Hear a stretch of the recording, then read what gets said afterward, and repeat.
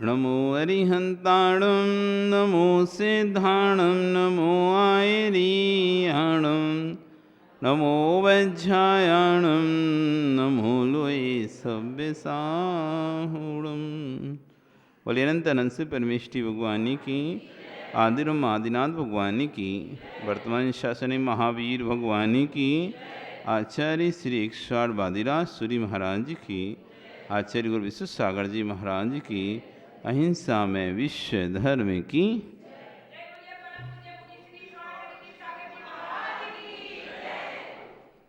चलें पढ़ेंगे एक साथ। एकी भावं गते विमया या स्वयं कर्म बंधो घोरम दुःखं भवगतो दुर्निवारा करोति तस्याप्यस्य तैजिनरवि भक्तिरुन्मुक्तये चेत् जेतुं शक्यो भवति न तया को वरस्तापे हेतु ज्योतिरूपं दुरितनिवह ध्वान्त विध्वंस हेतु तामेवाहु जिनवरचिरं तत्त्वविद्याभियुक्ता चेतो वासे भवसि चमम्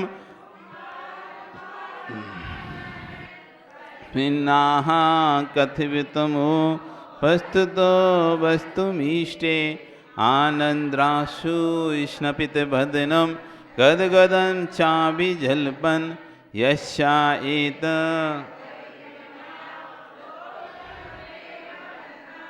तस्य व्यस्तदपि च सुचिरं देहबल्मीके मध्यान् निष्कासन्ते विविधविषं व्याध्या काद्रिभिः प्रागेभिः त्रिदिवभवना देशता भव्यपुण्यात् पृथ्वीचक्रं कनकमयतां देवनिन्नेत इदं ध्यानद्वारं मम रुचिकरं शान्तगेहं प्रविष्ट तत्किं चित्रं जिनवपुरिदं यस्वर्णीकरोषि लोकस्यैकस्तमसि भगवन् निर्निमित्तेन बन्धुस्तय्येवासौ सकलविषयासक्तिरप्रत्यनीका भक्तिस्पीतां चिरमधिवसन् मामिकां चित्तशय्यां मय्युत्पन्नं कथमिततः क्लेशयोतं सहेता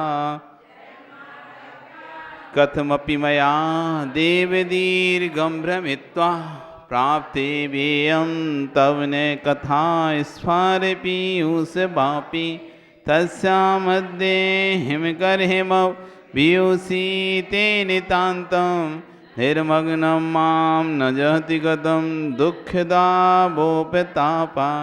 पादन्यासादपि च पुनतो यात्रया ते लोकी हेमाभासो भवति सुरभि श्रीनिवासस्य पद्मा सर्वांगीण स्रसति भगवन् त्वयि शेषं मनो मे श्रेया किं तस्मैरहर यन्नमामभ्युपेति पश्यन्तं तद्वचनममृतं भक्तिपात्र्याप्रबन्तं कर्मारण्यात् पुरुषमस्मानन्दधामप्रविष्टं तं दुर्वाराश्वरमधरं तत्प्रसादैक्यभूमिं कुराकारा कथिवृजा कंठका। यहाँ पर आचार्य भगवान देवायु के आश्रव के कारणों में सर्वप्रथम सराग संयम, राग सहित संयम। राग दो प्रकार का होता है,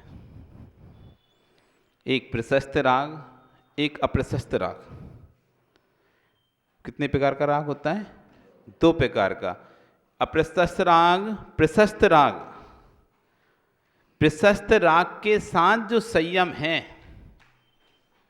देव शास्त्र गुरु की भक्ति के साथ, भगवान की भक्ति के साथ जो संयम को धारण किया है जीव ने, किसके साथ?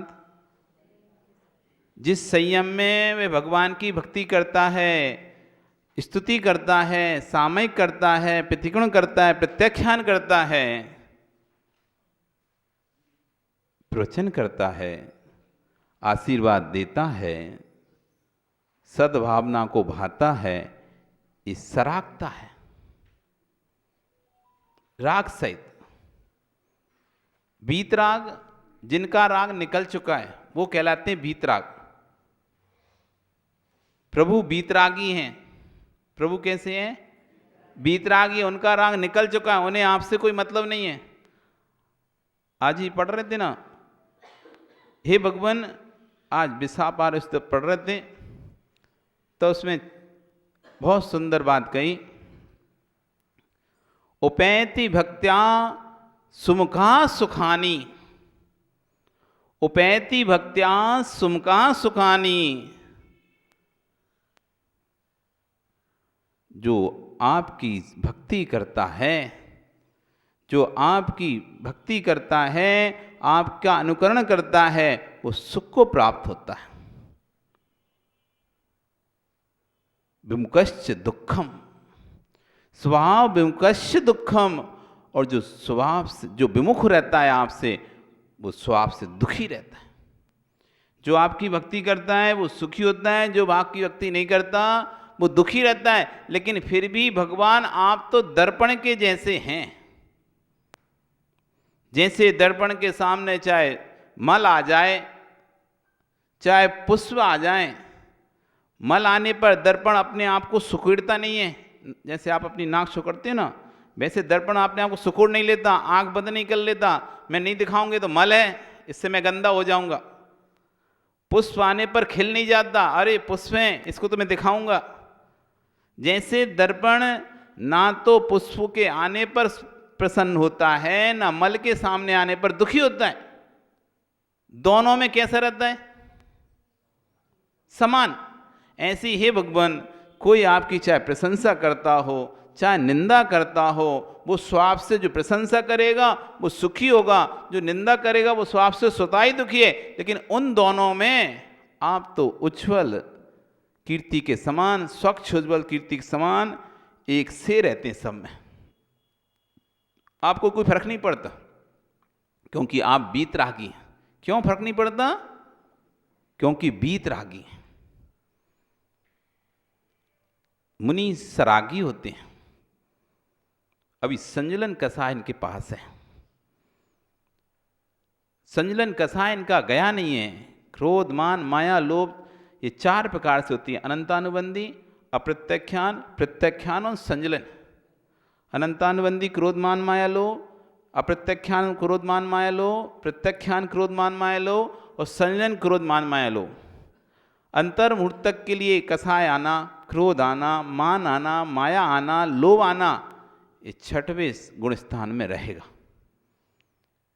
इसके लिए इसका नाम है प्रमत्त संयत नाम का गुण स्थान, सराग संयम नाम का गुण स्थान। जहाँ पर संयम है तो राग सहित है, जहाँ पर भगवान की भक्ति करने का विकल्प है, जहाँ पर स्वाध्याय करने का विकल्प है, जहाँ पर प्रवचन करने का विकल्प है, जहाँ भक्तों के लिए अच्छी भावनाएं बहाने का विकल्प है, उनको आशीर्वाद देने का विकल्प है, ये सब सराग संयम है। ऐसा व्यक्ति जो सराग संयम को धारण करता है वह प्रशस्त रागी होता है। जो देव शास्त्र गुरु के प्रति राग है वो प्रशस्त राग है। ये राग परंपरा से मोक्ष का साधन है। किसका साधन है? मोक्ष का साधन है। इस राग से भगवान के प्रति राग करोगे, गुरु से राग करोगे, शास्त्र से राग करोगे, तो कोई कहेगा अरे राग नहीं करना चाहिए, राग नहीं करना चाहिए। ठीक है, राग नहीं करना चाहिए, लेकिन कब नहीं करना चाहिए? जब तुम आंगिक अवस्था में पहुंच जाओ, वीतराग अवस्था में पहुंच जाओ, तब राग छोड़ देना। अभी तो सराग अवस्था में अशुभ उपयोग, शुभ उपयोग, शुद्ध उपयोग, इधर उधर की बातें कर रहे हो, इन इधर उधर के लोगों के साथ बैठे हुए हो, गप्पे मार रहे हो, एक दूसरे लोगों से बातें कर रहे हैं, इससे अच्छा है कि गुरु के पास जाकर बैठ जाओ, कम से कम पुण्य का आश्रम जारी रहेगा। इधर उधर बैठे हैं, इधर उधर लोगों से बातें कर रहे हैं, उससे अच्छा गुरु के पास जाके बैठ जाओ, कोई ग्रंथ पढ़ने लगो, कोई धर्म की चर्चा करने लगो, तो पुण्य का असर अब जारी हो जाएगा। नहीं तो बाहर जो राग के कारण आप बच्चों को खिला रहे हो, शांतिलाल आए क्या, गए क्या, बैठे हैं, तो तुम पोते को खिलाते रहोगे तो पाप का बंद होगा, और यहाँ के जिनवाणी सुनोगे तो पुण्य का बंद होगा। कहो महाराज जी जैसे पोते से राग वैसे आपसे राग, तो राग तो पाप का ही बंद कराएगा। नहीं, राग पाप का बंद नहीं कराता है, राग पुण्य का बंद भी कराता है। राग सिर्फ पाप का बंद नहीं कराता, राग पुण्य का भी बंद कराता है। वो विषय अलग है कि पुण्य और पाप दोनों ही बंद हैं। विषय वहां अलग आ जाता है कि मोक्ष के लिए पुण्य और पाप दोनों ही हैं, दोनों ही छूटेंगे तब जाकर मोक्ष का मार्ग होगा, मोक्ष का द्वार खुलेगा। क्योंकि एक लोहे की बेड़ी है, एक सोने की बेड़ी है। पाप लोहे की बेड़ी है, पुण्य सोने की बेड़ी है। लेकिन बेड़ी का काम तो संसार में रोकने का है, बेड़ी का काम तो जकड़ने का है। चाहे वो पुण्य की बेड़ी रही हो, चाहे पाप की बेड़ी रही हो, दोनों बेड़ी संसार में जकड़े रहती हैं। इसलिए कहा जाता है पुण्य पाप दोनों को छोड़ना पड़ेगा। लेकिन तब कब, जब तुम छोड़ने लायक हो जाओ तब। अभी छोड़ने लायक नहीं है तो अभी पाप को छोड़ना है, पुण्य को पकड़ना है। अभी पुण्य छोड़ने का समय नहीं है, अभी पुण्य को करने का समय, पुण्य बांधने का समय है। क्योंकि यही पुण्य आपको अरिहंत पद को प्राप्त कराएगा, यही पुण्य आपको अरिहंत पद को प्राप्त कराएगा। पुण्य फला अरिहंता, पुण्य का कोई उत्कृष्ट कोई फल है अंतिम, जिसके बाद कोई फल नहीं मिलता पुण्य का। इससे बड़ा कोई फल नहीं पुण्य का, अरिहंत पद की प्राप्ति, ये सबसे बड़ा फल है पुण्य का अंतिम। अथवा जहां पर सबसे अधिक पुण्य होता है,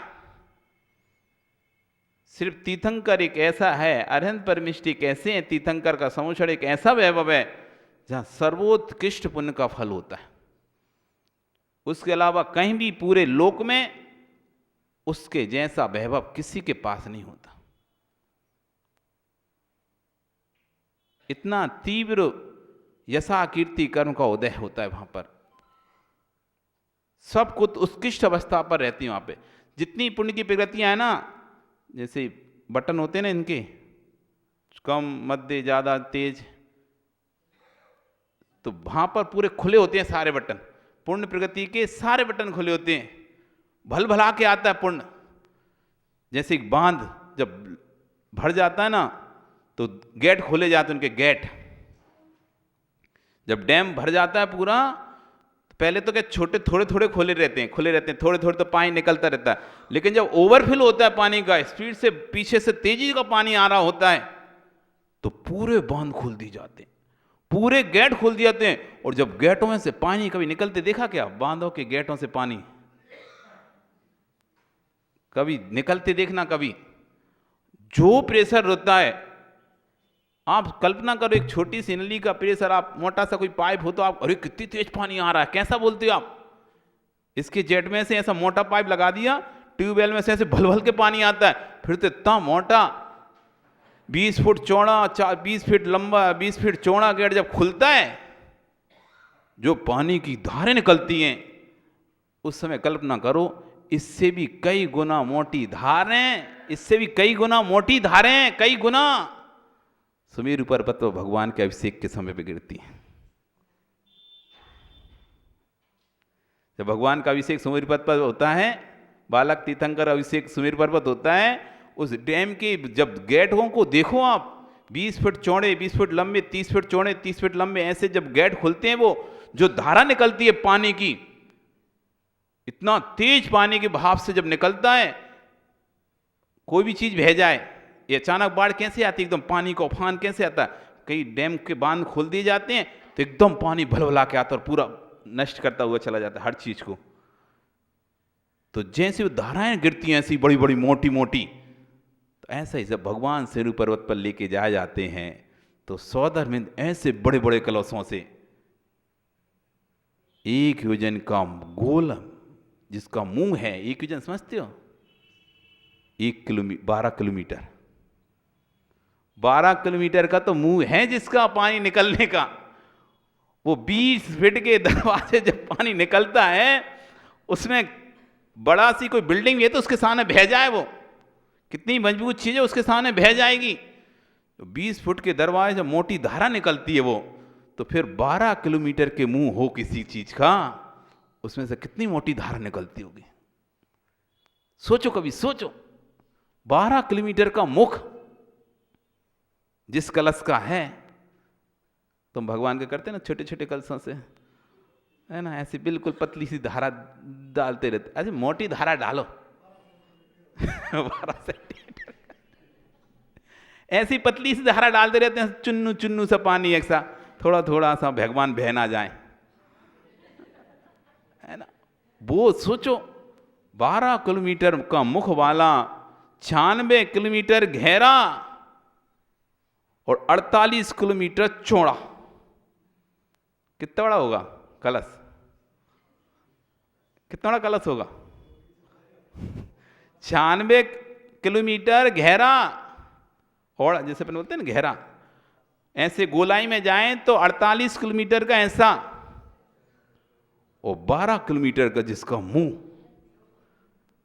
एक नहीं 1008 कलशों से भगवान का अभिषेक होता। उसकी धारा सोचो आप कितनी मोटी गिरती होगी, नदी से भी ज्यादा मोटी धारा दिखेगी उसकी। ऐसा तीर पुण्य का उदय सिर तीर्थंकर का, उससे जगत में कोई बड़ा पुण्य आत्मा नहीं होता। ये पुण्य का अंतिम उत्कृष्ट चरम फल है। पुण्य का अंतिम उत्कृष्ट चरम फल है। उसके बाद पुण्य और पाप दोनों नष्ट हो जाते हैं। पाप तो पहले ही नष्ट हो जाते हैं। घातीय कर्म की जो 5-4 प्रगतियां, घातीय कर्म की जो पाप प्रगतियां हैं, वो तो पूर्व में नष्ट हो जाती हैं। घातीय कर्म की कुछ प्रगति बचती हैं, तो जो पाप प्रगति है वो तो कोई उदय में काम रहित नहीं है। पुण्य प्रगतियों को उदय दिखाई देता है वहां पे बस। पाप प्रगतियां जितनी कन्वर्ट हो जाती है पुण्य प्रगतियों, उनका जो द्रव्य रहता है पाप प्रगति, वो सब पुण्य प्रगति में कन्वर्ट होकर उदय में आने लगता है। कैसे प्राप्त हुआ इनको? सराग संयम से। ये पुण्य कैसे प्राप्त हुआ? सराग संयम से। मुनि बनकर खूब घोर घोर उग्र तपस्या की थी, खूब भगवान की भक्ति की थी। ये उसका फल है। श्रावक बन के या साधु बन के कैसे भी भगवान की भक्ति की होगी, उसका फल है ये तीर्थंकर प्रकृति। केवली के पाद मूल में बैठकर, तीर्थंकर के पाद मूल में बैठकर, शुद्ध केवली के पाद मूल में बैठकर, शुद्ध केवली मुनिराज होते हैं। केवली शब्द भले जुड़ा है, लेकिन केवली केवल ज्ञान नहीं होता उनको। ये सामान्य मुनिराज होते हैं वो शुद्ध केवली। द्वासांग के पाठी होते हैं, 12 अंग जिनवाणी का पूरा ज्ञान रहता है, इसलिए उन्हें शुद्ध का केवली का नहीं, शुद्ध को पूरी तरह से जानने वाले। एक तो केवली जो तीनों लोगों को जानने वाले, उनको केवली, और जो श्रुत को जानने, पूरा श्रुत को जानते हैं, आगम को जानते हैं, इसलिए श्रुत को जानने वाले, पूरा श्रुत को जानने वाले, इसलिए शुद्ध केवली सामान्य मुनिराज। शुद्ध केवली कौन होता है? मुनिराज। केवली तीर्थंकर परमेष्ठी या 13वें गुण स्थान वाला, और शुद्ध केवली होता है 6वें गुण स्थान वाले मुनिराज। तो भगवान के पादमूल में बैठकर कोई भक्ति करता है, अथवा शुद्ध केवली के पादमूल में बैठकर कोई भक्ति करता है, तीर्थंकर प्रकृति का बंध कर लेता है। यह है भक्ति का महत्व। सराग संयम का ये महत्व है।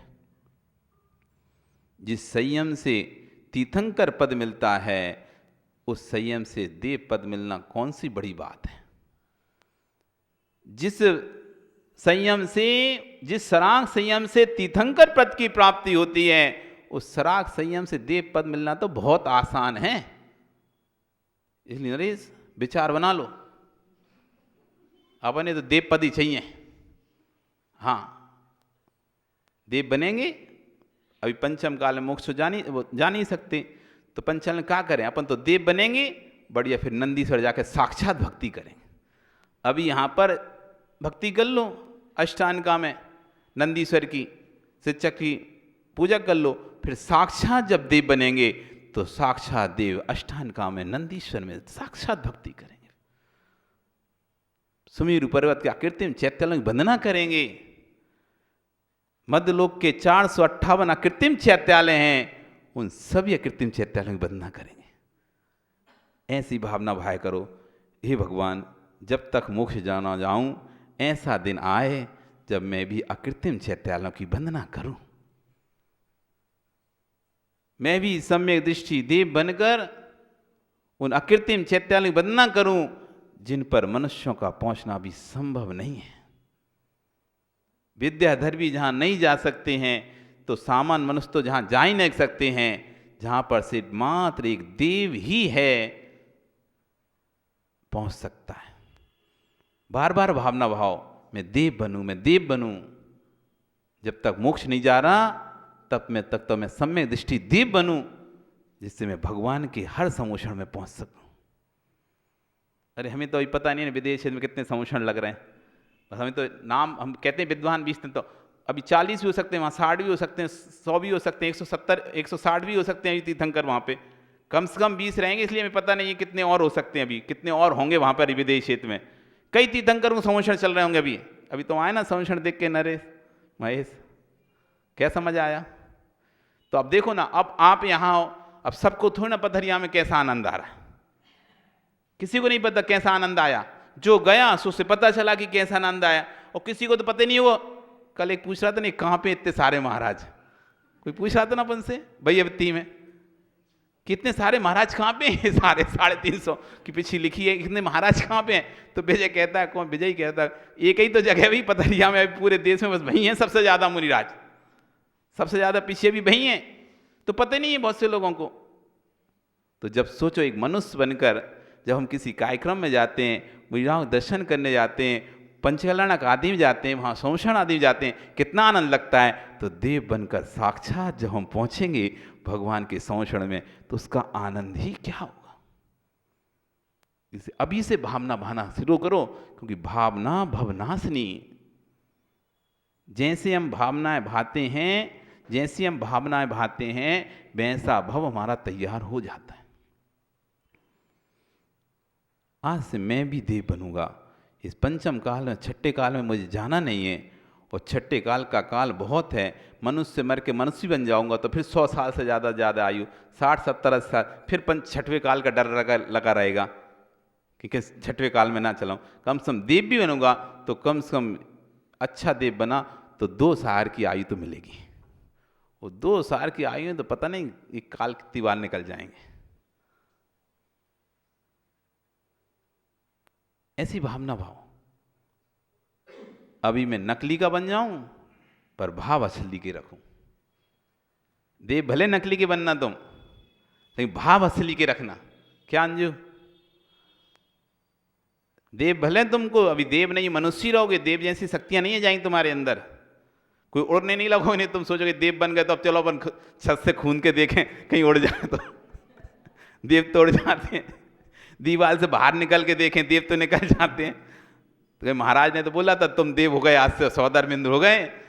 तो तुम सौदर्मिंद हो गए, तुम सोचोगे हम कांच के बाहर निकल जा रहे हैं बिना कांच खोले, लग जाएगी सिर फूट जाएगा। लेकिन भाव ऐसे रखना कि जैसे देव भक्ति करते हैं, हे भगवान कभी मैं भी सौधर्मिंद, वास्तव का सौधर्मिंद बन जाऊं, वास्तव का कुबेर बन जाऊं, वास्तव के ईशान आदि इंद्र बन जाऊं, तो मैं भी सच में भगवान के ऐसी ही भक्ति करूंगा। फिर जैसे आज यहां पर मैं भाव के माध्यम से भक्ति कर रहा हूं, फिर साक्षात में भक्ति करूं।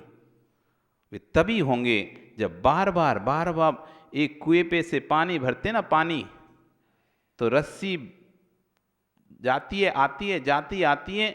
तो कभी आपने पहले कुएं से पानी भरो, जब सामने कुएं रहते थे, लोग पानी भर भर के लाते थे दूर से, वहाँ बहुत सारे भीड़ लगी रहती थी पानी भरने वालों की, और खूब पानी भरते थे लोग। तो आप देखें कि वो पत्थर पर निशान बना रहता था, जहाँ जहाँ से रस्सी आ रही है जा रही है उस पत्थर पर निशान बन जाता था। जबकि पत्थर तो इतना कठोर है और रस्सी इतनी मुलायम है, इतनी मुलायम रस्सी से उस कठोर पत्थर पर निशान बन गया।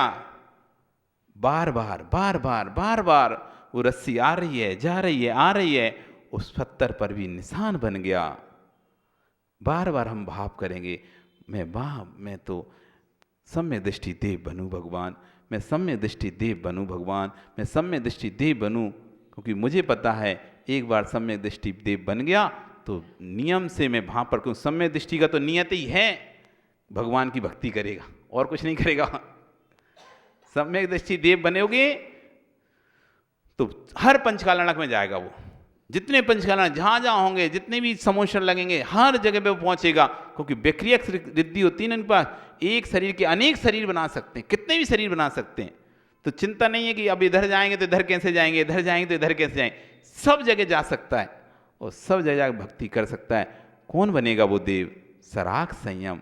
वर्तमान में सराग संयम को, हे भगवान बस मरने से पहले मैं कपड़ों के साथ ना जाऊं, पीछी कमंडल के साथ जाऊं, ऐसी भावना भालो। और ये साथ में भावना लो, ये मत सोचना कि जब अंतिम समय होगा तब ले लेंगे दीक्षा, तब तो बुद्धि विवेक काम नहीं करेगा, फिर तो खिलौना बन जाओगे तुम। मर गए फिर भी घर वाले सोचेंगे अरे इनकी बहुत इच्छा थी महाराज बनने की, तो कोई महाराज पास जाए, इन्हें पीछे कमंडल रख दो, कपड़ा फेंक दो इनके। उन्हें होश ही नहीं है, उन्हें होश ही नहीं हो रहा, उन्हें पता ही नहीं है क्या कर रहे हो तुमने उनके कपड़ा निकाल के फेंक दिए। अरे तुम आज से महाराज हो गए, ये हमने पीछे कमंडल में पड़े ही हैं ऐसे ही। अरे जब होश में थे, जब वो होश में थे, जब वो कहते थे मुझे महाराज बन जाने दो, तब तुमने बनने नहीं दिया, मुझे मुनि बन जाए तब बनने नहीं दिया। अब होश खो बैठे हैं, दिमाग काम करना बंद कर दिया है, और इनकी आखिरी इच्छा थी महाराज बनने की, चलो इनको लेके चलते हैं, और महाराज बना दिए। वे पड़े हैं 3 दिन भूखे, फिर चले गए, और ये समाधि हो गई, अच्छी समाधि हो। उन्हें होश ही नहीं है तुम्हारी समाधि क्या हो गई। स्वस्थ व्यक्ति की समाधि होती है, कोमा में चला गया, होश नहीं है, लघु शंका कर रहा है, दी शंका से कुछ भी होश नहीं है, कंट्रोल ही नहीं दिमाग पे कि कहाँ बोल रहा, क्या बोल रहा है, कुछ भी समझ नहीं आ रहा, वो कहाँ की समाधि होगी। जब उसे खुद का ही होश नहीं है तो तुम क्या सुना रहे हो, उसे क्या पता क्या सुना रहे तुम, तो कैसे अपने परिणामों को संभाल के रख पाएगा। ये तो पूर्ण जागृत अवस्था में जो व्यक्ति जाता है, पूर्ण स्वस्थ अवस्था में, जागृत अवस्था में, ओम ओम और निकल गए, उससे कहते हैं समाधि। तो आजकल तो खेल बना दिए, खेल, जो भी उड्डे बुड्डे ठुड्डे हुए आखिरी में लटक गए, बिल्कुल जाने वाले हैं, तो ले जाओ माता जी महाराज जी के पास और इन समाधि करा दे रहे, इनकी समाधि। उन्हें दीक्षा ने भी दे दी, हौल लो दीक्षा, एक पिछी कंड, अब ऐसे पड़े हुए हैं, उन्हें घोषे नहीं कछू, और वे नमोकार मन सुना दिया, हो गई इनकी समाधि। अरे तुम्हारा इतना शौक था इनको समाधि अच्छी गति कराने का, तो जब उनकी स्वस्थता थी, तबीयत ठीक थी, तभी से आप भाव उनके बनाते ना कि नहीं देखो अंतिम समय है, अब ये राग छोड़ो, अप्रशस्त राग छोड़ो, घर के लोगों से राग छोड़ो, परिवार से राग छोड़ो, अब आप अपना कल्याण करो। कितनी सी उम्र बच्ची पता नहीं है, बिल्कुल पका हुआ आम है, पका हुआ आम, शांतिलाल, पके हुए आम हो, पके हुए आम, कब टपक जाओ कुछ पता नहीं है। हाँ, चाहे वे महावीर जी हो चाहे तुम हो, महावीर छावड़ा सोच रहे चलो अच्छी है, शांतिलाल का नाम ले रहे, अपन तो बच गए। अरे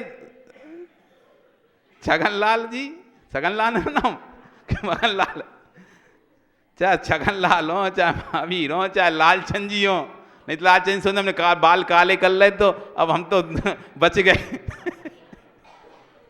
बाल काले कर लो चाहे कछु कर लो, लेकिन उम्र तो हो गई है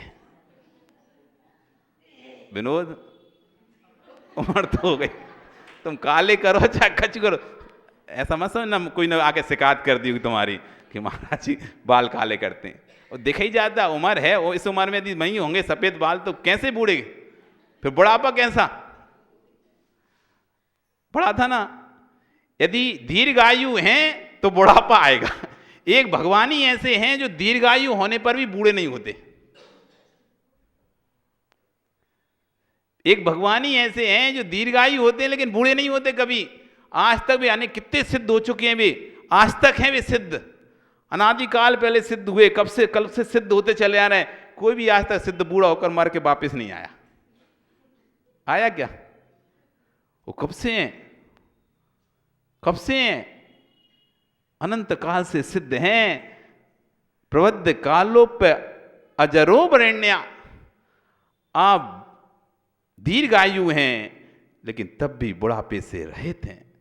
ये भगवान आप श्रेष्ठ पुराण पुरुष हैं। पढ़ो विसाफहार स्तोत्र, अमृत भरा हुआ है, अमृत उसके अंदर। जब पढ़ते हैं उसको तो अंदर से ऐसा अमृत आता है उसमें। विसाफहार स्तोत्र, विष को हरण करने वाला शारीरिक मानसिक सभी विष उससे दूर हो जाते हैं। वो स्तोत्र है वो विसाफहार। उसमें कह रहे थे भगवान आप तो आत्मी आपना में स्थित रहते हैं, फिर कैसे सबको जानते हो? अरे जो सबको जानेगा तो अपने में स्थित कैसे रहेगा? यदि हम दुनिया की बातें रखेंगे, ध्यान रखेंगे, तो फिर कमरे में कैसे बैठ पाएंगे, या अपने शांति से आंख बंद करके कैसे बैठे? या तो सबकी बातें ध्यान रख लें या आंख बंद करके बैठ जाएं। यदि सबके बारे में जानेंगे तो सबकी सुनेंगे तब तो जानेंगे, या देखेंगे तब जानेंगे। तो आप तो ना किसी को देखते ना कुछ करते, अपनी में स्थिर रहते हो, तब भी सबको जानते हो। कोई भी ऐसी वस्तु नहीं जिसे आप ना जानते हो। बड़ी आश्चर्य की बात है। स्वात्मस्थिता सर्वगता, सबको जानते हो, कोई पदार्थ नहीं है। फिर कहते हैं समस्त व्यापार वेदी, संपूर्ण व्यापारों को जानते हो आप। फिर विनिवृत्त संगा, फिर भी परिग्रह से रहे तो। हाँ, एक व्यक्ति व्यापार करता है तो उस बात तो तब परिग्रह हो जाता है, ढेर सारा परिग्रह हो जाता है। छोटा सा ही व्यापार खोलता है कोई व्यक्ति तो उसके पास परिग्रह हो जाता है। कोई भी छोटी सी बात को जानता है तो जानने के लिए किताबें, बुक, पुस्तक कहीं ना कहीं से उसका ज्ञान लेता है छोटे से व्यापार को जानने के लिए। आप तो जगत के सभी व्यापारों को जानते हैं, तब भी विनिवृत्त संगा, तब भी परिग्रह से रहते हैं। प्रवृद्ध कालोप जरो वरेण्या, दीर्घायु हैं तब भी आप बुढ़ापे से रहित हैं। बड़े आश्चर्य की बात है, विस्मय कर देने वाली बातें हैं कि अपनी आत्मा में स्थित रहते हुए आप सबको जान रहे हो, सब व्यापारों को जानते हुए भी इस परिग्रह से रहित हो, दीर्घायु होने पर भी बुढ़ापे से रहित हो।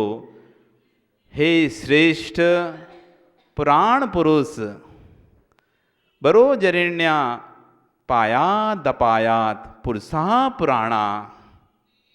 हे पुराण पुरुष, श्रेष्ठ पुरुष, मुझे पापों से बचावें, मेरी रक्षा करें, मेरी विनाश से। हे श्रेष्ठ पुरुष, मेरी विनाश से रक्षा करें। ऐसे तीर्थंकर बनना है आपको। तीर्थंकर आगे भगवान बनना है। किसको बनना है भगवान? तो बस तो अब भक्त बन के दिखाओ। जिन जिनको भगवान बनना है वे सब अच्छे भगवान के भक्त बन जाओ। जो भगवान का अच्छा और सच्चा भक्त होता है वही भगवान बनता है।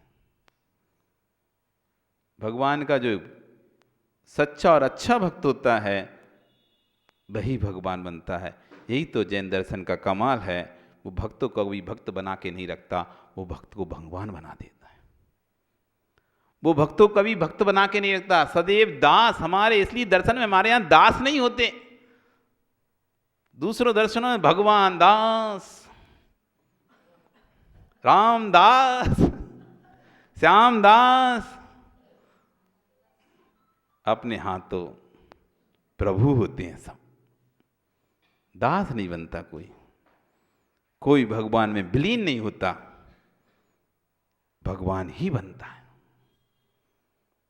भगवान में विलीन नहीं होता, भगवान में लीन नहीं होता, भगवान ही बनता है भक्त। नहीं तो सब दर्शनों में हम भगवान के अंश हैं, मर जाएंगे तो भगवान में विलीन हो जाएंगे। ये विलीन होने का दर्शन नहीं है, ये भगवान बनने का दर्शन है। ये दास परंपरा नहीं है कि जिंदगी भर दास बने रहेंगे, चरणों में बैठे रहेंगे। ये दास परंपरा नहीं है, ये प्रभु परंपरा है। यहां पर जो भी भगवान की भक्ति करेगा वो स्वयं प्रभु बन जाएगा। सराग संयम। इसलिए सोच लो सब लोग जो पक गए हैं, जिनके आम पक गए हैं, वे तो सोच ही लो। हाँ, विचार बना लो सब लोग, धुबड़ी से एक साथ निकल जाओ, धुबड़ी संग, सब बना लो विचार। क्या पता कौन का आम कब पक के गिर जाए, कौन का आम कब पक के गिर जाए, क्या पता संगपत्ति पहले ही पक जाए। संगपत्ति पहले ही पक जाए। इसलिए किसी को संगपत्ति बनाने की जरूरत नहीं है, अपने भावों को अपना संगपत्ति बना लो। किसी दूसरे को संगपत्ति बनाने की जरूरत नहीं है। कोई संगपत्ति तो धोखा देकर जा भी सकता है, समय पे फैल भी सकता है। अरे हमारे साथ हुआ था, हमें गोमटेश्वर से पांडिचेरी जाना था, तो एक संगपत्ति हमने सेलम का ढूंढा, गुरुजी के पास ले गए, उसने कहा हाँ हाँ ले चलेंगे, गुरुजी को बोल दिया। और एंड टाइम जब आने वाली आई, अरे जब तक पूरा संग नहीं जाएगा तो नहीं चलेंगे। दो महाराज को क्या लेके जाना, नहीं तुम तो फैल गए भी। अभी तो चलेंगे और अब तुम तो बदल गए। तो गुरु कहते हैं ठीक है दूसरा ढूंढो। फिर दूसरा ढूंढा तो वो भी फैल गया। तो मैं ये संगपत्तियों की टेंशन ही है, छोड़ो संगपत्ति को, अपन ही अपने संगपत्ति बन जाओ। आप ही अपने भावों को अपना संगपत्ति बना लो, किसी को संगपत्ति बनाने की जरूरत नहीं है। वो कभी आपको छोड़ के नहीं जाएंगे, जब तक आप कहोगे तब तक वो छोड़ के नहीं जाएंगे। सराग संयम, संयमा संयम, दूसरा कारण है संयम असंयम। मुनि बन जाओ, नहीं बन पा रहे शांतिलाल, कोई बात नहीं, व्रती बन जाओ। मुनि बन जाओ छाबड़ा जी, मुनि बन जाओ। नहीं बन पा रहे हैं तो कम से कम व्रती बन जाओ। हट्टा काटा शरीर है तुम्हारा, अभी धरती में लात मारो तो पानी निकल जाए, यहां से आवाज लगाओ तो पड़ोसी तक सुन ले तुम्हारी आवाज, इतनी तेज तो आवाज है। ऐसा शरीर है हट्टा काटा। व्रती बन जाओ। सराग संयम नहीं तो संयमा संयम धारण कर लो। कुछ असंयम कुछ संयम। स्थावर जीवों की हिंसा का तो त्याग नहीं, लेकिन त्रस जीव की हिंसा का त्याग है जिसका। स्थावर जीवों की हिंसा का जिसका त्याग नहीं है, त्रस जीवों की पृथ्वी जल अग्नि वायु वनस्पति, इन जीवों को व्यर्थ में इनका तो उपयोग करता है, लेकिन व्यर्थ में इनको भी नहीं बदलता। लेकिन त्रस 2 इंद्री 3 इंद्री 4 इंद्री 5 इनकी उसकी संकल्प पूर्वक हिंसा का त्याग है, जिसका त्रस जीवों की हिंसा का त्याग है। स्थावर जीवों की हिंसा भी संभाल के करता है, व्यर्थ में पानी नहीं फैलाता, अधिक पानी नहीं फैलाता, अधिक वस्तु का उपयोग नहीं करता, जितनी आवश्यकता उतना काम करता है। ऐसा संयमा संयमी भी देवायु को प्राप्त होता है। देख लो, यदि मुनिव्रत कठिन लग रहे हैं तो कोई बात नहीं, अणुव्रत ले लो, छोटे व्रत, छोटे छोटे व्रत। महाव्रत नहीं ले पा रहे हैं तो अणुव्रतों को ले लो, ये भी आपको देवायु का बंध कराएगा। अणुव्रतों के साथ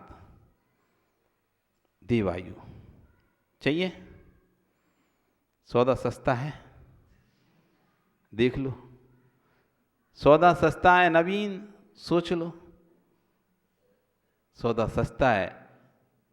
जीवन में बहुत बहुत अभक्ष खा लिया, 45 साल की उम्र अभक्ष खाते खाते निकल गई। आलू प्याज लहसुन भट्टा सब तुमने देख लिए, कभी एक आध बार खा भी लिए होंगे भट्टा मट्टा, नहीं तो नहीं भी खाए होंगे, जरूरी नहीं है, क्योंकि जैनी लोग बस 2 चीज़ 3 चीज़ ज़्यादा खाते हैं, आलू प्याज लहसुन। भट्टा मट्टा गोभी वोभी तो बहुत सारे जैनी नहीं खाते, खाए नहीं होंगे, नहीं खाए होंगे। ये तो खाते हैं, लेकिन ये कम आते हैं घरों में लोगों के, किन्हीं के लोगों में आते हैं, बहुत से लोगों के घरों में कम आते हैं। आलू और प्याज आदि ये अधिकतर आते रहते हैं। भट्टा नहीं जानते? वो नीले से कलर का गोल गोल बैगन, बैगन बैगन भट्टा बैगन बड़ा सा होता है, वो भट्टा होता, पतली सी होती है, वो बैगन होती। और कौन से जामुनी कलर का टाइप का रहता है, जामुनी से कलर का रहता है, तो बहुत से लोग नहीं खाते, नहीं खाते, जैनियों में नहीं खाते, पर त्याग भी नहीं रहता। क्यों नहीं त्याग रहता? अरे वो बाजार का वो मिलता है ना, वेज नॉन, वो पास्ता मास्ता क्या क्या नाश्ता जो भी है, चाउमीन वाउमीन, पिज्ज़ा मिज्जा, बर्गर वगैरह, सब में कहीं कहीं कुछ ना कुछ डलता रहता है। गोभी वगैरह रहती है ना, फूल गोभी, पत्ता गोभी, ये डलती रहती हैं। तो तुम लोग खाते नहीं हो लेकिन त्याग भी नहीं करते हैं। आता है ना, खाते होंगे, खिचड़ी फिचड़ी में खा लेते हैं, कहीं में आप वैसे नहीं खाते, डायरेक्ट ऐसे घर में लाके बना के नहीं खाओगे, लेकिन किसी ना किसी माध्यम से खा लेते हो, पता नहीं चलता आपको। जब पता चले, एक बार क्या हुआ, हम जब थे छोटे ही थे तो दोस्त की शादी में गए, कभी आज तक हमने भट्टा नहीं खाया था, भट्टा नहीं खाया था। भट्टा क्या होता है, भट्टा या बैगन, वो क्या होता है, कभी नहीं खाया था। तो वो ला के रख दिया मेरे पास, ये वो है फूल गोभी, पता नहीं क्या था। हमें तो फूल गोभी देख के ऐसा लगा जैसे वो मांस के टुकड़े रहते हैं ना, हड्डी फड्डी टाइप की, ऐसी रखी हो ये, उसे टुकड़े कर देते ना फूल गोभी, तो ऐसी लगती है जैसे वे छोटे छोटे मुर्गा मुर्गी की हड्डियां रखी हो, लोग खाते रहते हैं ना मसाला, तो ऐसी दिख रही थी हमको, तो देख के ही उल्टी होने लगी, क्या रखा तुमने खाने के लिए? उसने गोभी ला के रख दी थी, गोभी फूल गोभी। अब तो वो तो यादव था ना, यादव दोस्त था, तो उसके यहाँ शादी में गए थे हम, उसकी खुद की शादी थी, तो उसने बुलाया था, हम गए थे, तो उसने जैसी लगाई तो वो गोभी की सब्जी सूखी थी, तो रख दी थी, ऐसा लग रहा है जैसे कोई ने मांस के टुकड़े रख दिए हों, उसमें हड्डियां रख दी हों छोटी छोटी। हम तो उठ के ही भाग गए, खाने नहीं है खाना, इतनी अंदर से गिलानी भाव हुआ। वो उसको देख के, बनावट होती है ना, बहुत सी चीज़ बनावट देख के याद आ जाता अपन को, इसके जैसी लग रही है तो इसके जैसी लग रही है, तुम खा ही नहीं। पता नहीं ना आप लोग खाते हो नहीं खाते? खाना नहीं चाहिए, बहुत हिंसा रहती है, बहुत बड़े बड़े उसमें इल्लियाँ पता नहीं चलती। फूल गोभी तो बहुत बताएं, उसके अंदर ऐसा एक कीड़ा होता है, वो खाओ तो मरता नहीं है, वो दिमाग में घुस जाता है, बाद में जाके दिमाग में कैंसर आदि कई बीमारियां पैदा कर दे। तुम कहो पत्ता गोभी खाएं, तो पत्ता गोभी इसलिए मत खाओ, उसके पत्ते इतने एक के अंदर एक घुसे रहते हैं, एक भी जीव कीड़ा घुस जाता है, कभी कभी तो सांप के छोटे छोटे बच्चे निकलते उसमें से, पता नहीं चलता। आप क्या करोगे, सीधा ऐसा ऐसा गोल गोल काट के काट दोगे, एक एक पत्ता तो अलग करोगे नहीं, पूरा ऐसा बना दोगे उसका गोला, तो कौन सा जीव, कौन सी इल्ली, कौन सा क्या लग जाता है। कीटनाशक तो कितना उपयोग करते, तभी तो करते हैं, इल्ली नहीं लगी होती तो क्या कीटनाशक उपयोग करे हो जाता है। तो कितनी इल्लियां उसके अंदर घुस चुकी हैं पता ही नहीं है, और तुमने सीधा काटा और बना के बगाड़ दिया कि पत्ते ही तो थे, खाया क्या था, लेकिन पत्तों संगठित रूप में पत्ते थे, इसलिए मना कर रहे हैं पत्ता गोभी नहीं खाओ। आप बोलो कि पत्ता तो है, पालक का पत्ता है, मेथी का पत्ता है, ऐसे गोभी का पत्ता है। अरे पालक पत्ते मेथी पत्ते अलग अलग रहते हैं, उनका शोधन हो जाता है एक एक पत्ते का, इसका शोधन नहीं होता। कितने जीव इसके अंदर है पता नहीं है, एक साथ काट के तुमने बना दिए, क्या क्या उसके अंदर कट गया, क्या क्या जहर बन गया पता नहीं चल रहा है। इसलिए नहीं खाना चाहिए, ना पत्ता गोभी खाना चाहिए, ना फूल गोभी खाना चाहिए, ना बैगन खाना चाहिए। तो क्या आलू प्याज लहसुन खाना चाहिए? वे भी नहीं खाना चाहिए, है ना, वो भी नहीं खाओ। इतने वर्ष हो गए खाते खाते, अब एक वर्ष तो ऐसा भी निकल जाए जब हम कुछ नहीं खाएंगे। अरे ठीक है ना, 45 साल खाने में निकाल दिए, तो कम से कम 10 साल 20 साल बिना खाए निकाल दो, क्या जाएगा।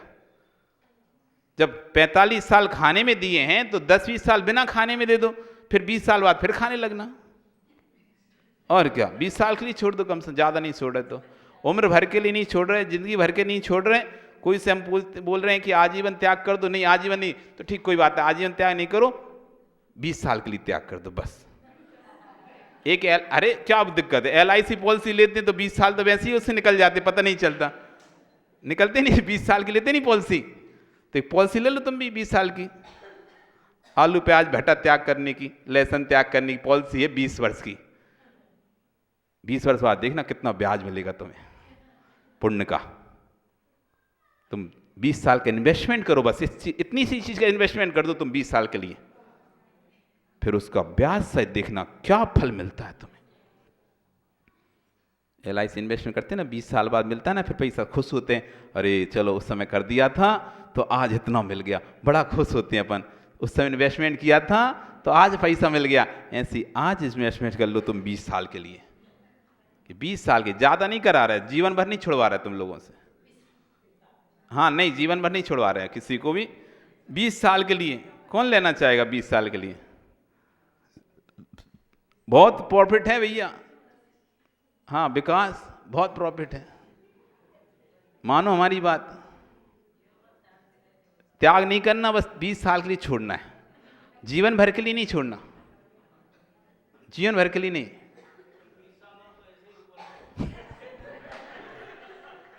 कैसे ऊपर चले जाओगे? आज तुम्हें 90 साल के नहीं दिखाई दे रहे शांतिलाल 80 साल के, कैसे 20 ऊपर चले जाओगे 20 साल बाद? 20 साल बाद तुम 65 साल के होगे। क्यों शांतिलाल, कितने साल के हो तुम? 82 के हो। सोचो 20 साल बाद ही फिर कितने दिन साल मिलेंगे तुम्हें खाने के लिए? चिंता क्यों कर रहे हो? अरे 20 साल बाद कैसे ऊपर चले जाते हो? क्या 20 साल ऊपर चले जाएंगे? शांतिलाल तो गए ही नहीं, वे तो आज 80 साल में भी देखो क्या, रोज कोई आए नहीं आए आरती में शांतिलाल तो जरूर आते हैं, बड़ी खुशी होती है। तुम लोग कोई भी आरती में नहीं आते, चलता है, लेकिन शांतिलाल जी तो जरूर आते हैं, पहला दीपक वो ही जलाते हैं,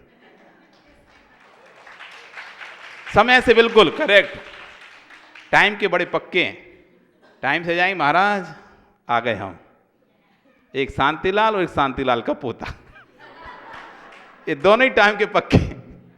कोई आए नहीं आए, एक छोटा और एक बड़ा, तो बीच के सब उसमें गर्वित हो गए ना, डेड डैश ऐसा लगाते ना, एक नाम लिख दिया फिर एक लिया बीच से डेड डेड डेड डैश, तो भैया पूरा श्लोक हो गया। तो छोटे से शुरू करते हैं, सबसे छोटे में वो और सबसे बड़े में शांतिलाल, दो लोग तो आते हैं, बाकी बीच में सब आ जाते हैं, उसी से सब गर्वित हो जाते हैं। तो बड़ा अच्छा इनका भाव है, ऐसे ही भाव भी रहे तो ये भी देव आयु को बंद करेगा। ये जीव भी देव आयु में जाएगा, कोई बड़ी बात नहीं है, क्योंकि निशील वृत्तत्वम सर्वसम, बिना शील बिना व्रत के भी व्यक्ति सिर्फ भक्ति भाव के साथ रहे तब भी उत्कृष्ट देव पद को प्राप्त कर सकता है। और यदि सराग संयम ले लिया, संयम ले लिया, फिर तो टिकट पक्का ही है, टिकट पक्का ही है। कन्फर्म टिकट चाहिए नहीं चाहिए? देव पर्याय का कन्फर्म टिकट नरेश चाहिए ना? तो सब सौंप दो महेश को और बोलो भैया तू जा, नहीं जाए लेकिन मैं तो जा रहा हूं। तो महेश कहेगा मुझे कौन सो रहा है, मैं सुरेश को सौंप दे रहा हूं, रमेश को सौंप दे रहा हूं। हाँ रमेश को सौंप दे, नरेश, रमेश कहे ठीक है सब रख जाओ यहीं पे, जाओ सब तो मस्त रहेंगे। क्या रमेश तुम्हारा मन है कि नहीं है? तुम्हारा मन, सोच लो, तुम भी सोच लो। दो भाई तो देखो दिखते हैं, आज नहीं तो कल चले जाएंगे, पक्का है, रोक नहीं पाएगा कोई इन्हें। बस अभी वो बताया था ना एक बार हमने, धक्का लगाने की देरी है। बॉर्डर पे खड़े हैं, बस धक्का नहीं पड़ रहा जोर से, वो धक्का पड़ जाए तो बॉर्डर के उस पार पहुंच जाए। वो देवी धक्का दे नहीं रही, दे दे एक अच्छी जोर से धक्का देवी तुम्हारी, उसी दिन निकल जाओगे तुम।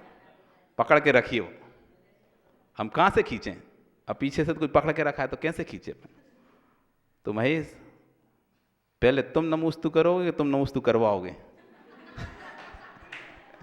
क्या करोगे?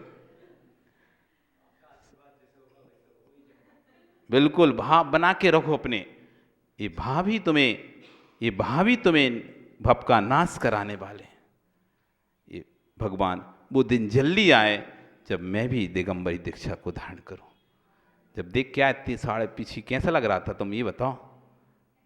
पथरिया में जब गए, साधु साधु साधु, जिधर देखो उधर नजर फेराओ सो साधु, जिधर नजर फेराओ उधर साधु, जिधर नजर फेराओ उधर साधु। अब दो युगपति सम्मेलन हम रहे ना, और एक गोमटेश्वर के जब वो बड़ा अभिषेक होता उसमें रहे, तो 3 कार्यक्रम में जहाँ पे साधुओं का जमावड़ा था, 2 तो युगपति गण, एक जयपुर का एक झांसी का, 2 युगपति गण देखे और एक गोमटेश्वर का महामस्तकाभिषेक। वहाँ भी ऐसे साधु, जहाँ नजर दौड़ा वहीं साधु, जहाँ नजर दौड़ा वहीं साधु, पूरा नगर ही था साधु नगर। साधु नगर ही बसा था, जिस तरफ देखो सो उधर ही साधु। तो क्या आनंद आता है, आता है आनंद। तो सोचो, जब देखने से इतना आनंद आएगा तो बन जाओगे तो फिर कितना आनंद आएगा। इसलिए बन जाओ। संयमा संयम, सराग संयम, ये देव आयु के आश्रम के कारण है।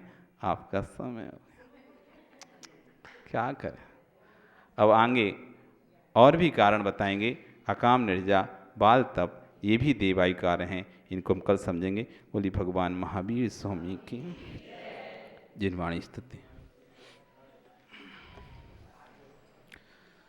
जा वाणी के ज्ञान ते सूझे लोकालोक, सो वाणी मस्तके नमो सदा देते हूँ दो। हे जिन वाणी भारती, तो है जपो दिन रे, जो तेरा शरणागत है, सो पावे सुख चैन। देव भजो अरिहंत को, गुरु सेव्यो निर्ग्रह, दया धर्म पालो सदा, यही मोक्ष का पंथ, यही मोक्ष का। 9 बार नमः।